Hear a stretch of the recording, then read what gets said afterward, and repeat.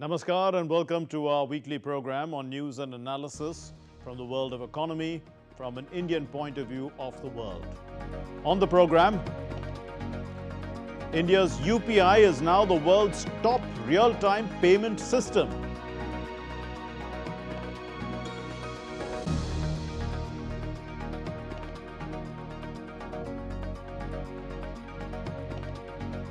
The Genius Act seems laser-focused on reinforcing the global dominance of the US dollar and legitimizing crypto.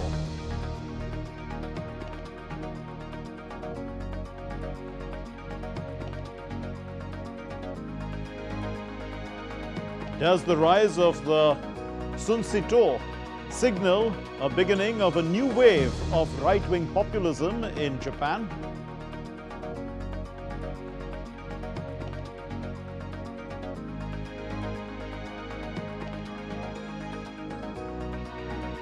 And what started as a viral clip quickly morphed into a marketing sensation. We look at how brands take advantage of social media trends.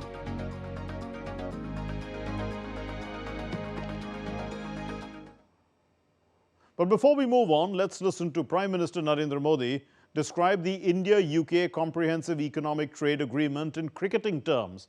The agreement will remove duties on 99% of Indian exports and 90% of UK goods, including spirits, automobiles and medical devices.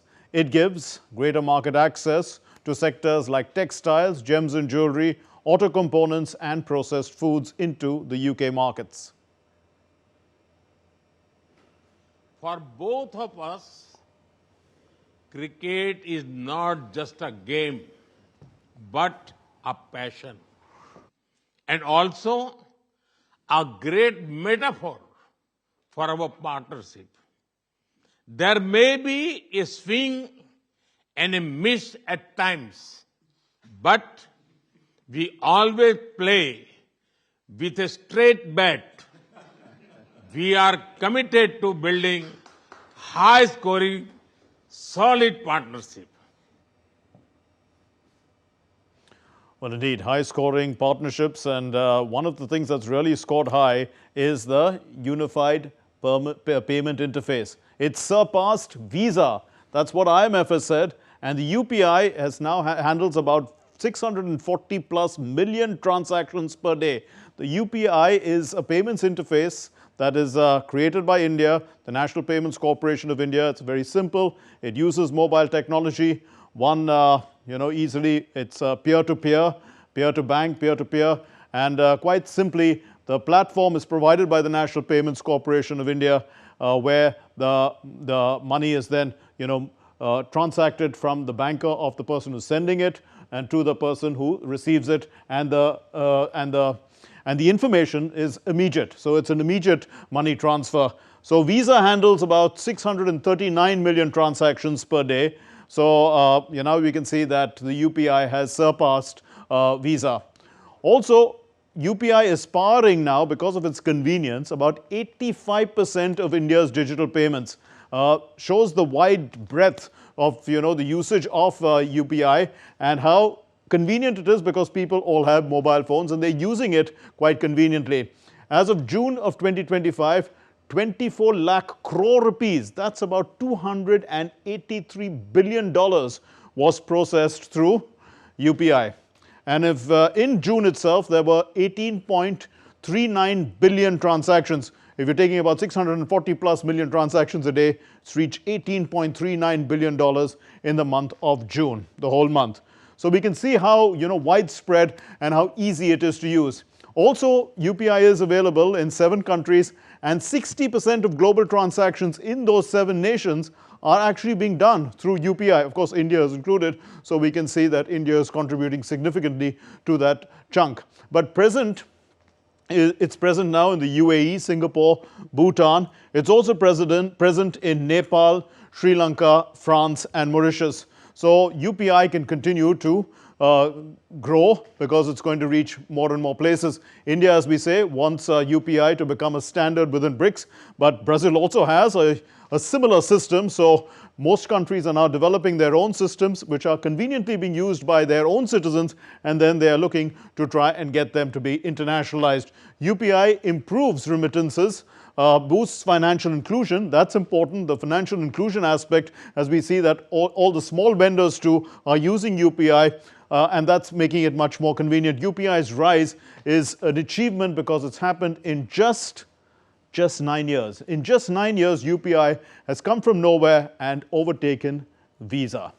Okay, well, let's go back to the comprehensive economic trade agreement between India and the UK. Let's listen to what the UK Prime Minister said about this agreement and how it's going to create about, it's going to bring in about 4.8 billion pounds per year into the UK, and also about 2.8 billion pounds per year in wages it's going to increase. So that's going to be a significant boost to the UK economy.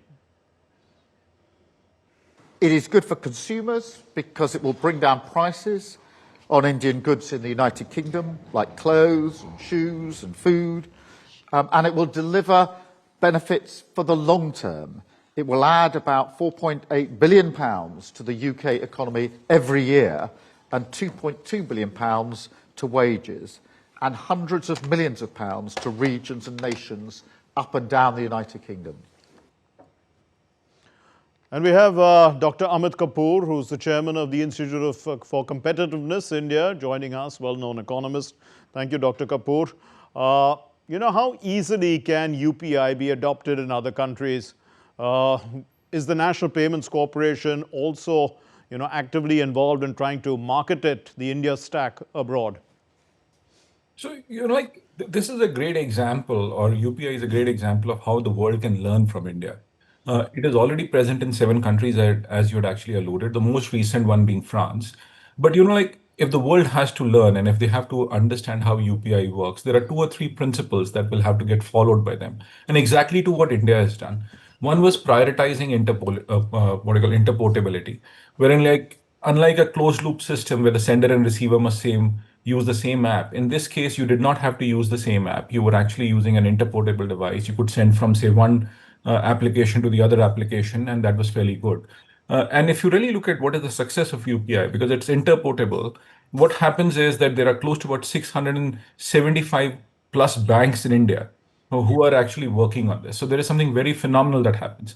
The second thing, India has had a huge investment in the foundational infrastructure.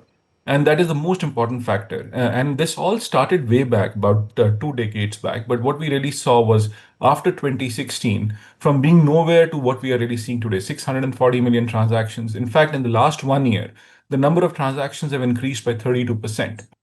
And then, of course, adopt a public-private model. What India has done is that it's a great example of how public-private model can actually work, how open systems can have a huge impact on economic development and economic growth. And India has also enabled something what you call as ensured and an open and a competitive system. And that is what needs to be done by the world. So this can get replicated, great example. And I must also share that you also said it in your initial remarks, and that was that the world is trying to copy. In fact, US is trying to copy what UPI has done. There are 2 enterprises there that I've seen myself, like my son lives in the US and he's actually used it, like Zelle and Venmo. And that's a very interesting example, a complete replica of what India is trying to do. Indeed, So fascinating. But Dr. Kapoor, the UPI definitely helps digital trade, as we can see.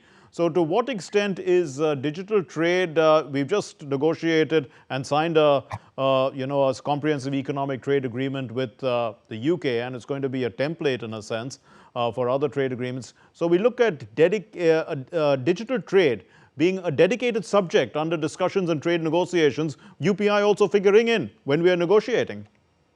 So, this is going to happen in the world. If you really look at it, like what enables competitiveness of a country, land, labor, capital, and data. So UPI is something which is an important thing or an element in terms of how money moves and how data moves. And this is where India can have a huge competitive advantage. This is what India can ride on. And that is why it is becoming part of the free trade agreement. This also enables enterprises to break the silos that exist of the traditional banking infrastructure. And if you're doing that, then trade becomes easy. In fact, when you're talking about the 7 countries, you yourself say like, like a 60%, or there are transactions close to about 60% that are Yes, happening. If I remember right, the figure correctly. That's an important element. Today, when I actually go to say UAE, I'm able to spend through my UPI system itself. So that means suddenly I do not need anything called a foreign currency in my pocket. Times have right, changed. This right. enables movement of people spending money, and that creates that facilitation. And this is going to be huge for the small and medium enterprises. I see the effect of this much greater for small and medium enterprises, because it will actually reduce the burden of compliance of various sets of things. Like, because what would happen is that I have to go to a bank, I'll have to fill 10,000 forms, etc. That will change, and this is really going to make things easier. So this is a step in the right direction. I think as we expand this, as say BRICS actually tries to use UPI over a period of time, the interportability increases, even if there are different systems. But if you're able to exchange that, then suddenly what you're really talking about is a free flow of information, free flow of capital, and that is going to be a very significant move for the global economy. Indeed, and since you're an expert on competitiveness, also we look at the number of applications that UPI uses, Dr. Kapoor. I mean, there is, I mean, there are numerous ones, and that they're competing with each other as well, isn't it? For let's say Google Pay, Paytm, all these kind of applications. Is that also something that other, payment systems don't have? Oh, yes. Like, so if you really look at what the UPI does is that it just creates free competition. Right. It's a stack which has been created by the government. It is open for anybody to really use it. If today, as an entrepreneur, I want to create a system, I have to follow certain regulatory processes, which is right. I can open a system, I can open a institution which runs on top of UPI. So it becomes a competitiveness, what do you call, push. When you talk about competition as well, what we really see is that this whole financial transaction framework has become very productive over a period of time. Today, it has become the competition is on the basis of quality of service. This is what you talk about UPI. After a while, UPI will become such a what I call commonplace thing. We'll Right. stop talking about it, and people will say how to build advantages on top of it, how to really build services on top of it, and that is what is going to drive the change. So this is what it's like an onionization of a construct. Like suddenly there's something which was very big at one point in time becomes very core. Okay. UPI will become core to transactions, and enterprises will have to innovate. They'll have to what do you call drive competitive what do you call advantage over creating something much more positive, and that Indeed. is beneficial for the consumers as well. Well, do stay with us, Dr. Kapoor, for our next story as well. Now, the Genius Act is laser focused, it seems, on reinforcing the global dominance of the US dollar, especially in the digital finance era. So, the stablecoin regulation creates the first ever federal framework for dollar backed stablecoins, requiring a full 1:1 reserve backing with US dollars or treasury bills. Now, this boosts demand for US treasuries, and it further consolidates the dollar as the world's reserve currency. But it may not be all smooth sailing. Here's more.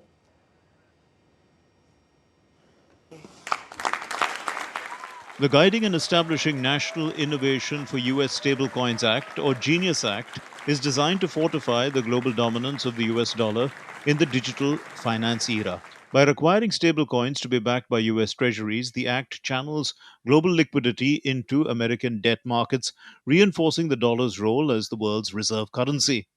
The Genius Act provides banks, businesses, and financial institutions a framework for issuing crypto assets backed one for one with real US dollars, treasury bills, and other cash equivalents. Is really strengthening the dollar and giving the dollar great prominence in. Widespread dollar stablecoin use may fuel shadow dollarization in developing countries. The act boosts US crypto dominance, drawing global investment and aligning digital assets with dollar power. The crypto players are eager to join in. The global crypto market cap is approximately $3.91 trillion, with Bitcoin accounting for about two-thirds of the market share. It is very positive. Clarity is important. Crypto does not want to continue to live in a place where it feels very gray, it feels very scammy, and it feels like it's unregulated. Bringing regulatory clarity is important as long as it doesn't stifle innovation.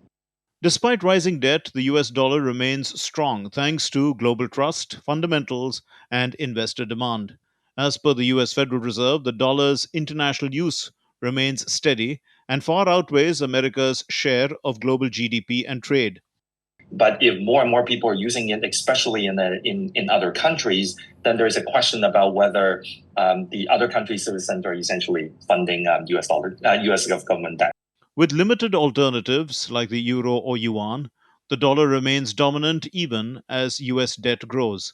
The paradox is more debt means more dollar assets, and that keeps global demand high. Stable coins will boost the dollar's reach, but also risk creating shadow economies and financial instability. If misused or over weaponized, escape routes are likely to emerge. Still, in dollar starved regions, stablecoins deepen access and reinforce US influence. The Economic Brief, DD India. Well, Dr. Amit Kapoor continues to be with us. Dr. Kapoor, is this going to create a new, sort of global currency or trade backed by the US dollar?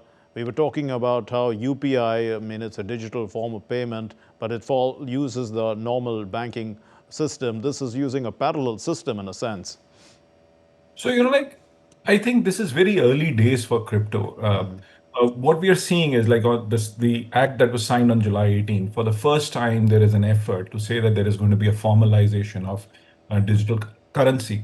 Bitcoin has been there, but look at the kind of fluctuations that have actually happened on Bitcoin. And that makes it very, very volatile. That makes it very, very what I call scary in terms of doing trade or investments, etc. Like it becomes more like a system which is more like gambling.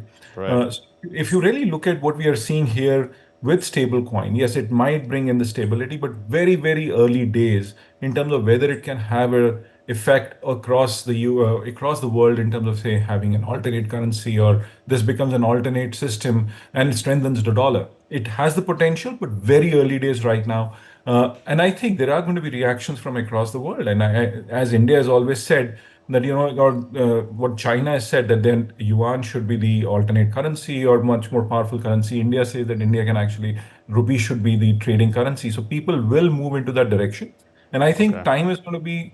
We will see that India will also move into that system because if the global financial structures are going to change, we will also see other countries follow suit.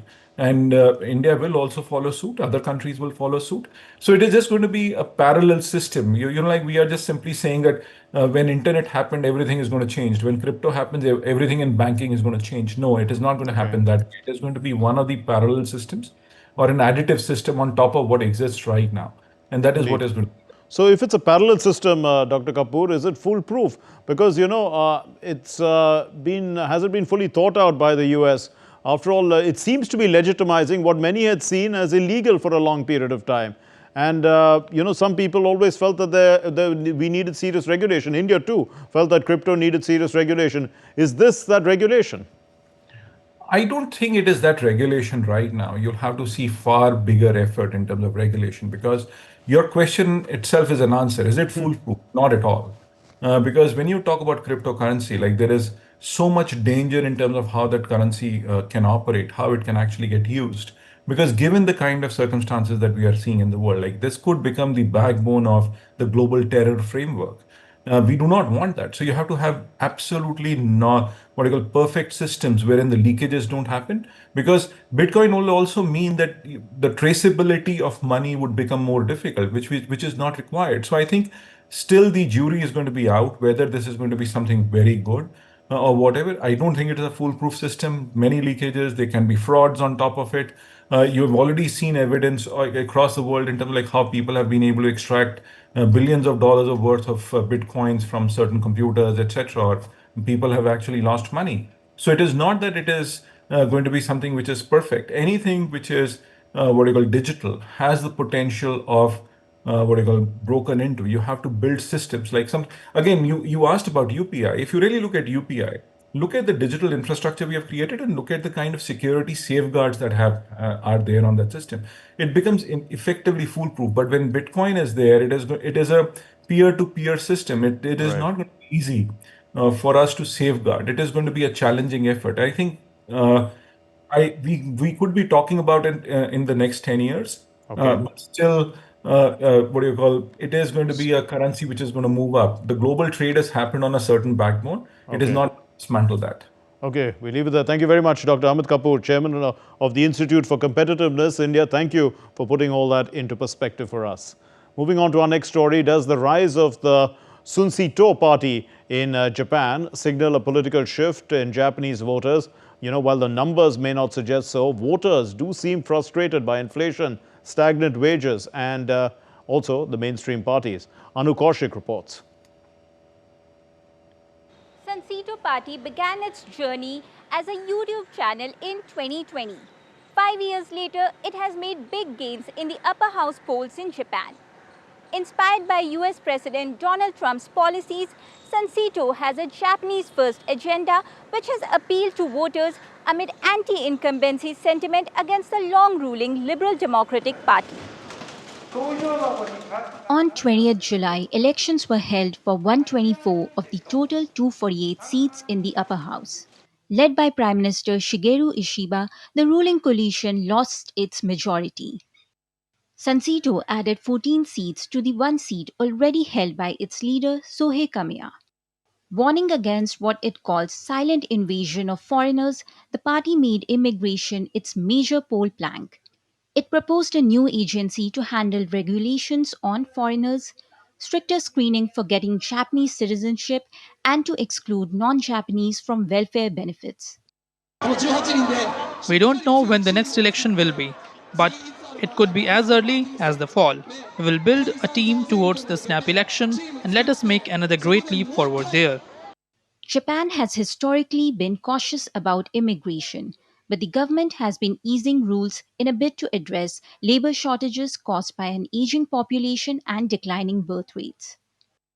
According to the BBC, the number of foreign residents in Japan hit a record 3.8 million at the end of 2024, marking a 10.5% rise when compared to the previous year.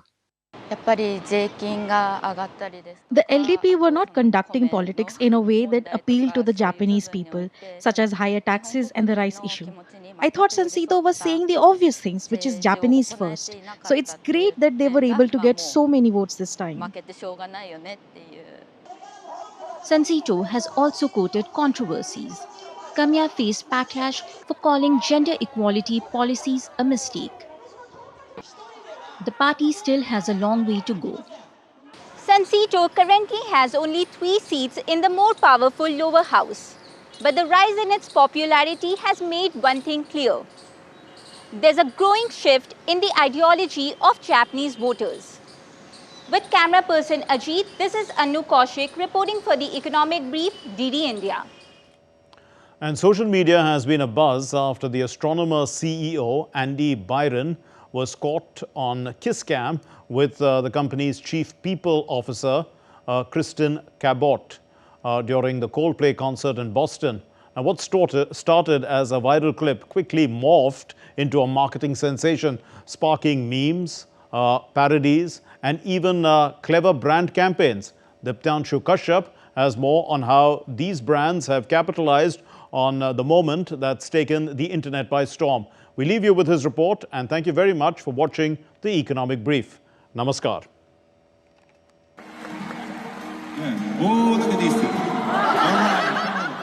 It was the viral moment that took the internet by storm.